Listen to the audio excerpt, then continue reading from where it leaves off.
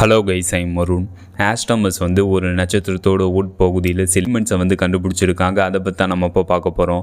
இந்த மாதிரி புது புது அப்டேட்டை நீங்கள் பார்க்கணும், மறக்காம இந்த சேனலை வந்து சப்ஸ்கிரைப் பண்ணுங்க. இப்போ அங்கே டீட்டெயில்டாக பார்ப்போம். கிரவுண்ட் பேஸ்டு டெலிஸ்கோப்பான கேக் அப்சர்வேட்டரி மூலம் பூமியிலேருந்து 2.2 பில்லியன் லைட் இயர் டிஸ்டன்ஸில் நட்சத்திரங்களின் நிறையை விட 8 மடங்கு அதிகமான நிறையை கொண்டுள்ள ஒரு நட்சத்திரம் வெடிச்சு அழிஞ்சிருக்கு. சூப்பர்னோவா வந்து ஏற்பட்டிருக்கு. அதோட டேட்டா வந்து ஆஸ்ட்ராமஸ் வந்து கலெக்ட் பண்ணியிருக்காங்க. அந்த சூப்பர்னோவாக்கு SN2021YFJ அப்படின்ட்டு ஆஸ்ட்ராமஸ் வந்து நியமிச்சிருக்காங்க. அந்த SN2021YFJ அந்த சூப்பர் நோவா அதோட டேட்டா மூலம் ஆஸ்ட்ராமஸ் வந்து இந்த மிகப்பெரிய அளவுள்ள நட்சத்திரம் வெடிச்சு அழியறதுக்கு முன்னாடி நட்சத்திரத்திலிருந்து ஹைட்ரஜன் மற்றும் ஹீலியம் ஃபியூல் வந்து மொத்தமாக வெளியேற்றப்பட்டிருக்கு அப்படின்னு கண்டுபிடிச்சிருக்காங்க. அதுக்கப்புறம் இந்த நட்சத்திரத்தோட உட்பகுதியில் சல்ஃபர், சிலிக்கான், ஆர்கான் போன்ற எலிமெண்ட்ஸை வந்து ஆஸ்ட்ராமஸ் வந்து கண்டுபிடிச்சிருக்காங்க. நட்சத்திரத்தோட உட்பகுதியிலே இந்த மாதிரி எலிமெண்ட்ஸை வந்து கண்டுபிடிக்கிறது இதுவே முதல் முறை அப்படின்ட்டு ஆஸ்ட்ராமஸ் வந்து தெரிவிச்சிருக்காங்க.